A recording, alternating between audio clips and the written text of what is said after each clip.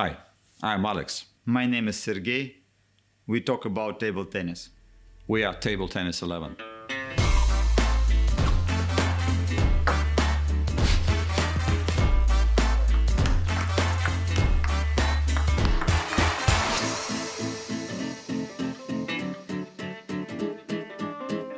Today we continue our conversation about table tennis multi-ball training. We start discussing which exercises could be used for multi-ball training. We have already mentioned the first attack against backspin ball, which should be trained with the help of multi-balls. What else could be? I think that actually it's a good start. I usually start with first attack against backspin ball, and then I can develop the exercise in the way that I add one, maybe several strokes to the basic one. So the basic is I serve backspin to forehand.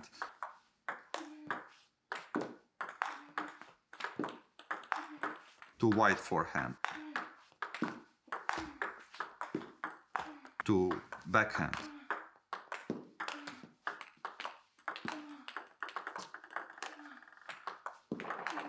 or table free, depending on what we decide to train. After that, I can add, for instance, one short ball before or one topspin after. It could be topspin to exact position, exact place on the table, or half of the table, or free. It depends also what you prefer to train in this or that exercise. So it might be so-called 1 ball, 2 ball, 3 ball, 4 ball exercise. Sometimes it could be footwork exercise, and then you can fit 20 or even 30, 50, 100 balls in a row. But I just meant the kind of stroke. So it is 1 ball, you fit the same ball 120 times, or you fit one and second is different. So this is what I meant. 1, 2, 3, 4. Yeah, exactly. These are two approaches, which I use usually both of them, depending on what are the aims of training. So you think it is good enough to make 120 topspin for against backspin in a row, so it works well? It also depends. When you feel that your first topspin is not stable, or you see on the competition, on the tournament, that your player make a lot of mistakes after the first ball, then you can do it even more. You can do one time 2 or 3 sessions, each 120 or 150 balls. Mm-hmm. It also depends on how your player is ready, physically. I mean. Maybe I jump forward, but do you sometimes adjust the exercise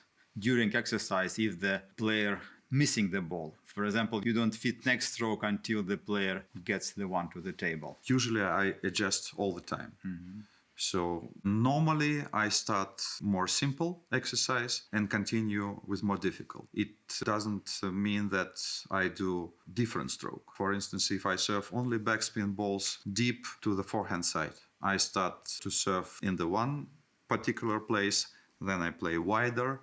After that I can add more backspin, or I can pretend that I give more backspin, but I give no spin balls. Depends on how many mistakes my player is making. I can make it more simple or more difficult. Yes, so you follow the number of mistakes of your player? Yes, I usually count how many balls he can do without mistakes. Mm-hmm. I think that there is absolutely no reason to train mistakes.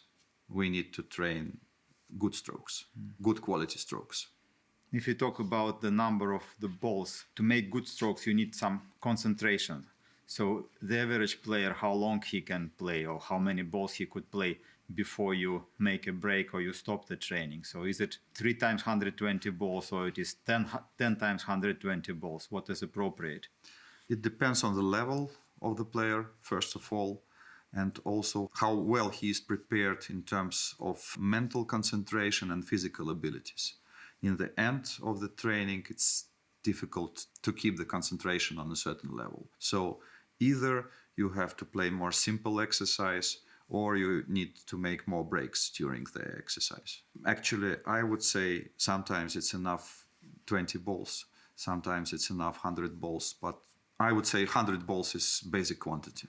As a player, what kind of exercise do you prefer to train during multi-ball session? I like playing first attack against underspin because in everyday training it is usually not enough. The same with short balls. Short balls, then flick from the short ball. This is very important, where I could improve my technique and try different variations of my stroke. So this is where it is absolutely needed. And then, of course, footwork. You can also adjust the points you get the ball, or the coach adjusts this for you. And this is very, it's like you can have everything in right proportion, and I have feeling I am saving a lot of time. So otherwise I would need 3 times more time to develop the skills, or to improve the skills I would like to be improved. Also, it's a good advice to check the concentration of the player is to make one irregular shot. So, for instance, you are training a short game,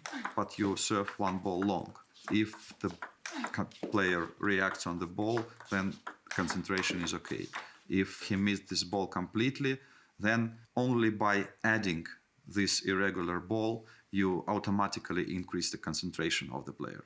So he missed the ball, he has to concentrate to be ready for any unexpected ball. Here we talk about exercise with regular balls, and then you use irregular balls for checking the concentration or to increase the concentration of the player. Yes, but most of the exercises are not standard, but not also random. So you say that you serve for first ball shot and the second ball with backspin, all the table free.